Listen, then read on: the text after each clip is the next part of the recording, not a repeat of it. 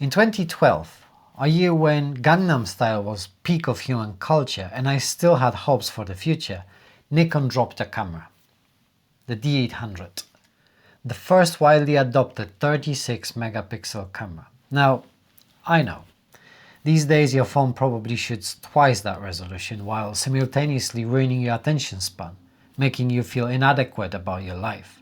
But back then, this was revolutionary. Photographers were panicking. We need to upgrade all our lenses. We need faster shutter speeds to avoid camera shake. We need faster computers to process those files. We're not ready. And then there was me, who looked at this groundbreaking camera and paired it with this. Nikon 50mm f1.8G, the cheapest full-frame lens in Nikon's lineup, 129 quid. Brand new. This combo ran me about 3,100 quid, 100 being the lens. Today, you can get it for 500. And it's still one of the best cameras I've ever used, which either says something about how good this is or that I live in the past. Possibly both.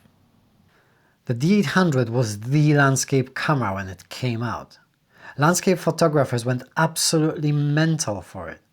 36 megapixels meant you could print billboard-sized images. The dynamic range meant you could pull detail out of shadows and highlights that would have been lost on other cameras.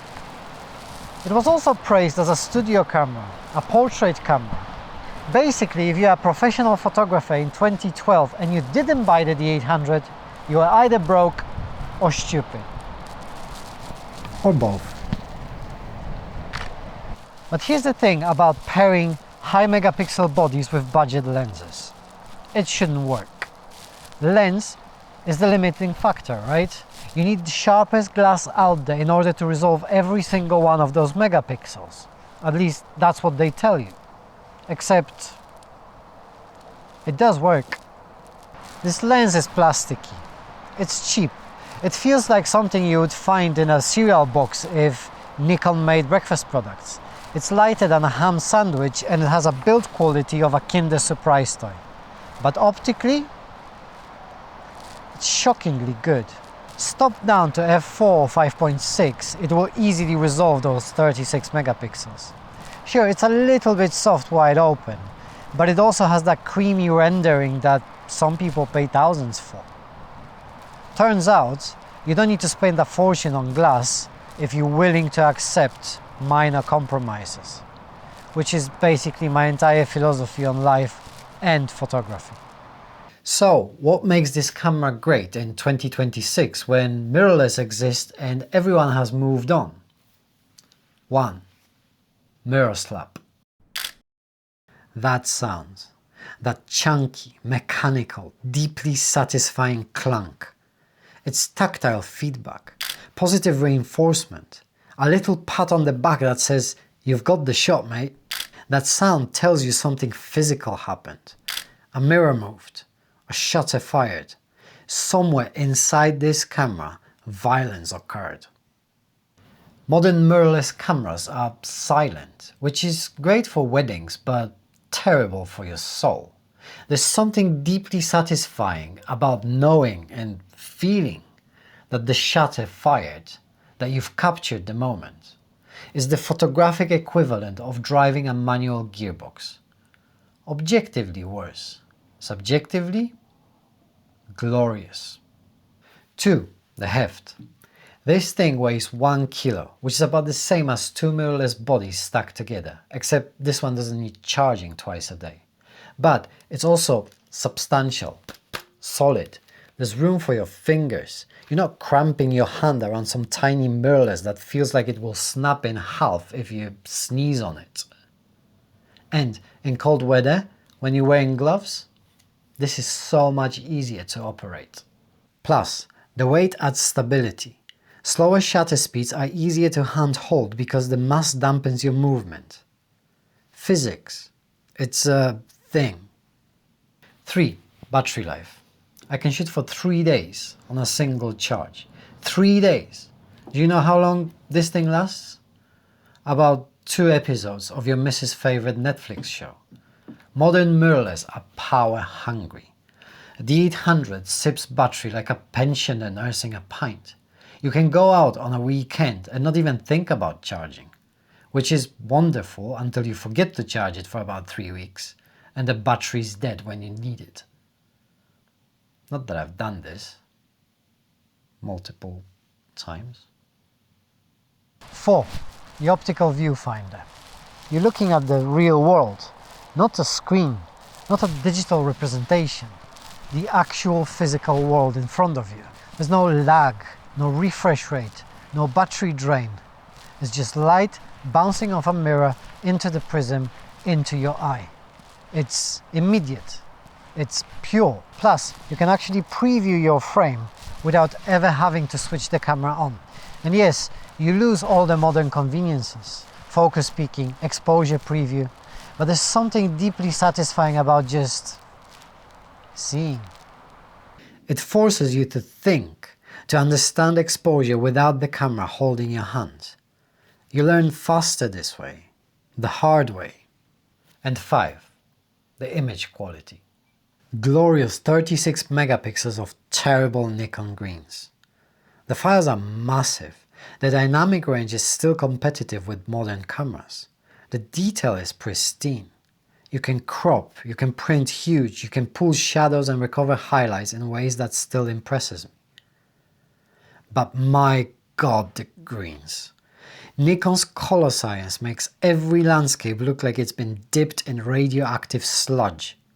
You will spend the rest of your life moving the tint slider towards magenta, praying for skin tones that don't look like your subject is suffering from late-stage liver failure. Worth it?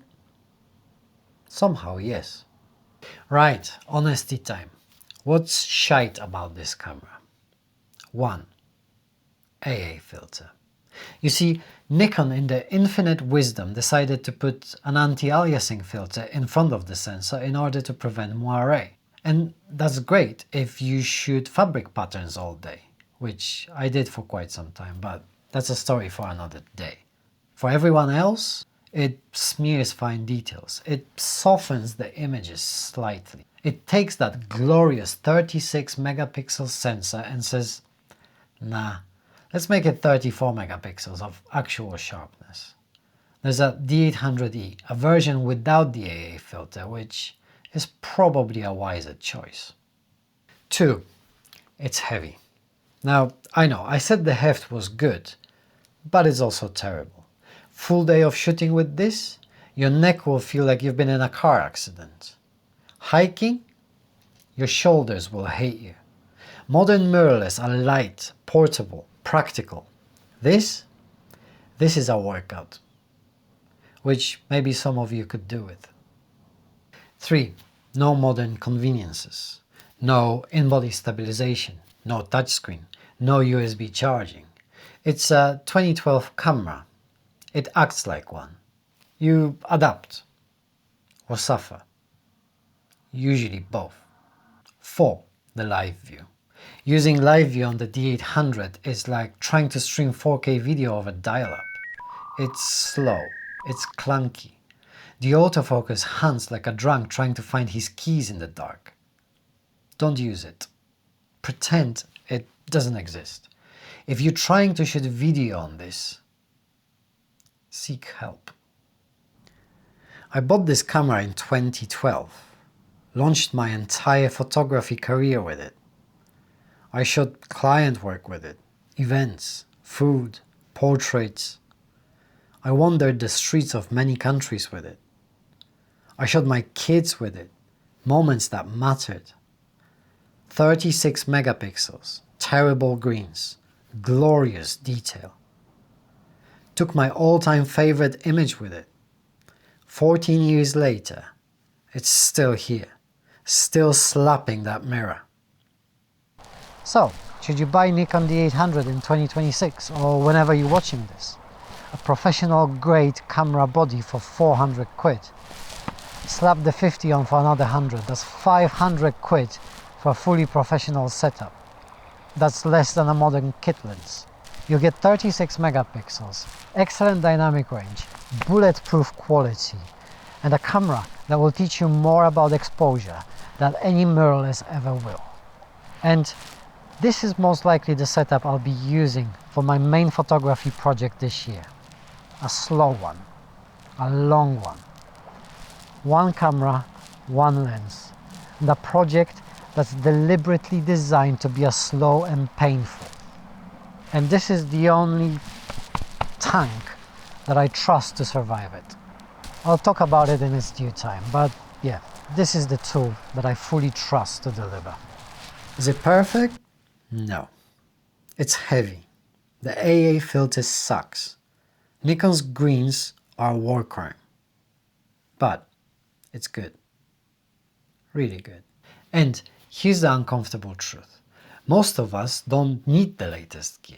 We want it because new cameras are exciting. Because we've convinced ourselves that the next body or the next lens will somehow make us better photographers. But this 14-year-old camera can still deliver professional results. And it does for me on a regular basis, as I still use it on paid shoots. The files are massive, the colors are fixable, the image quality holds up. You know what doesn't hold up? Excuses. The Nikon D800, paired with the cheapest lens Nikon makes. It won't give you IBIS. It won't give you silent shooting. It will certainly not fit in your pocket. But it will give you files that will rival anything modern. It will teach you to actually understand exposure. It will last longer than your attention span. And if you're worried about the AA filter, there are ways to combat that. So, would I recommend it? If you're broke, yes. If you're drowning in gear acquisition syndrome, also yes. Buy this setup and stop buying anything else for at least a year. If you're looking for permission to go and use old gear, this is it. No excuses now. Go and shoot. And if this was helpful, there's ways to support the channel in the description. Coffee, prints, affiliates, pick your poison. I'm Greg. This is a 14-year-old camera that I'll probably end up using for another 14 years, provided that I haven't dropped it off a cliff by then, which, given my track record, is optimistic.